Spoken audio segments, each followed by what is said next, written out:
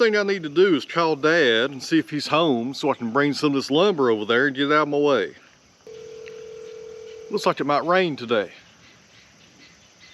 Well, he's not answering. He's like me though. I never answer my phone. See if Mom's around. What are you doing? I'm straightening up his house. What are you doing? Nothing. Where's Dad at?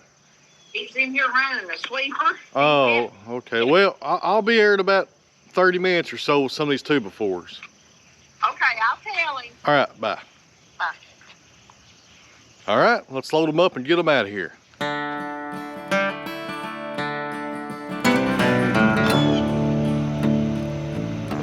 Come all you young rounders, and a story I'll tell of the promise of heaven and the warning of hell. Take heed where you ramble, or too soon you will go. Way up on the hillside where the new flowers grow. Well, he met in the springtime, the sun sings.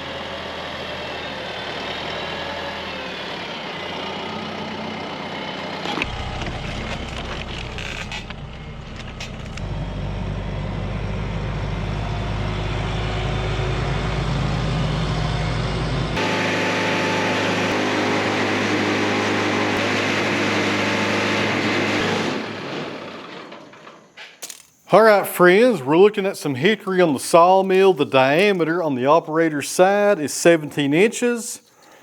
And as you can see, we have a lot of checks right here coming out from the pith on this log. But that might not be a bad thing.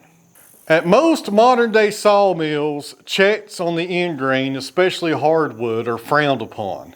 That's why we anchor seal our logs to prevent these checks, because it does cause cracks in the boards and sometimes they run up halfway through the log. This hickory's been on the ground since April.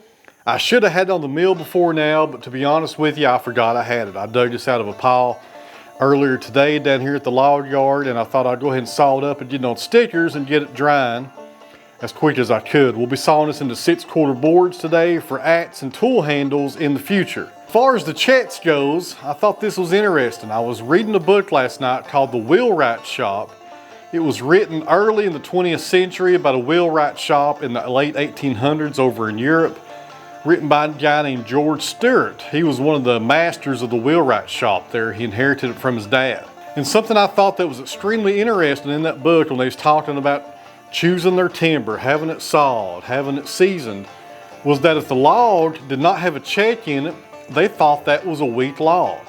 If they had a log out in the field or at the saw pit and they were going to process it and it was nice and solid on the end with no checks, they assumed that log was weak and lost most of its strength when it was younger. So they liked the log to have these checks in it. They thought that was a bad sign if there were no checks. So the premium logs that they probably came across years ago more than likely ended up being firewood if they didn't have any end checks in them, because they thought they were weaker wood. I thought that was interesting.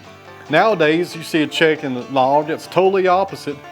A lot of sawmills won't give you good money for them. They'll degrade that log, and some people won't even saw them. They'll turn them into firewood. But you never know, and that's a good resource for you sawyers out there that are getting into sawmilling, or maybe you've been into sawmilling for a long time. These old woodworking books about these old wood shops, hundreds of years ago, there's tons of good information in them that pertains to today's wood because the trees haven't changed. They're the same way they were 200 years ago. I'll leave a link down below to that book. You can go check it out.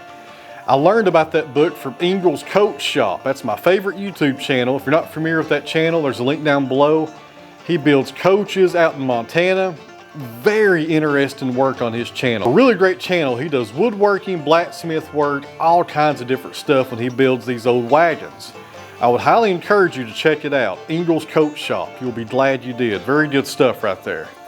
The Joe Maine Silvertip Turbo 7 on the mill, but guys, that blade has been on there for a few days. We'll probably have to change it after this first log because hickory is hard on your blades, friends. There's no getting around it. You'll go through a few blades when you saw up some hickory. And I've got 5 hickory logs right now in front of the sawmill, so that's a lot of blades more than likely. I'll be lucky if I get 2 to 3 logs out of one fresh blade. This blade here, we'll probably get this log done and have to change it out.